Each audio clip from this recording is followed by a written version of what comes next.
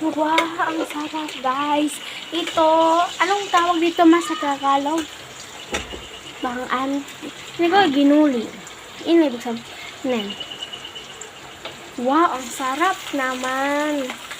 So, ayan guys. Yung dyan sa kuya namin yan. Kasi hindi siya nagkakain ng binis.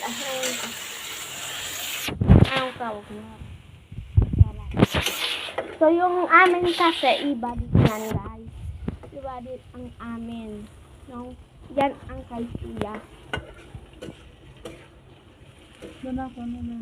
Asin. Ine.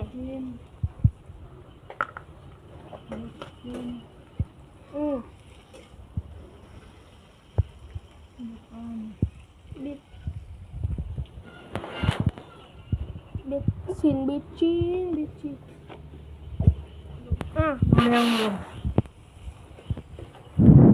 Tapi na pinain ko kasi matwasin hadto iya habang matwasin sa bang pinapa.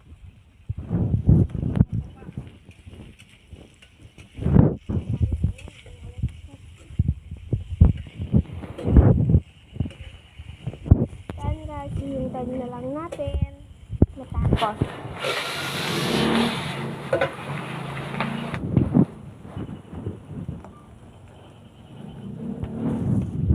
Tingnan nyo na lang guys kung ano ang magiging resulta ng pagkatapos. So, ayan na guys, natapos na rin sa wakas, natapos na rin siya guys. Then, may pupuntahan tayo ngayon. Okay, at ito naman si Sheka, may ginagawang project. Anong project yan? Guys, family tree. Okay, magpakilala ka naman. This is si Sheka. So, And project ko po para sa English or sa Filipino. Sa Arpan man yan, hindi yan sa English. Hindi, sa Arpan, Filipino to. Sa Pilipino doon, sa aming Arpan yan. Hindi kayo. Iba-iba yung sa kanila guys. So, ayan, tingnan niyo naman, nag-ulan. So, titignan na natin kung ano naman niluluto ni man. So, let's go. Ayan na guys, yung isa. Yan ang amin guys. Tapos ito naman yung kay Fu. So, ang diba? Ang sarap. Wow.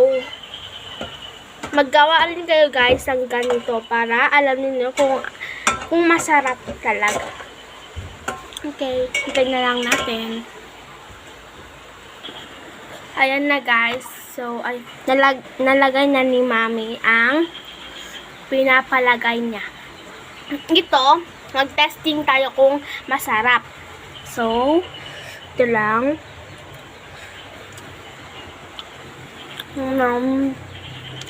Masarap guys! Try ninyo na rin magluto ng ganito. Masarap siya. Tapos maanghang. Ito naman. Yeah. Diyan na guys. Ang sarap guys. Ang sarap. Maanghang. Say, ito lang. So, bye.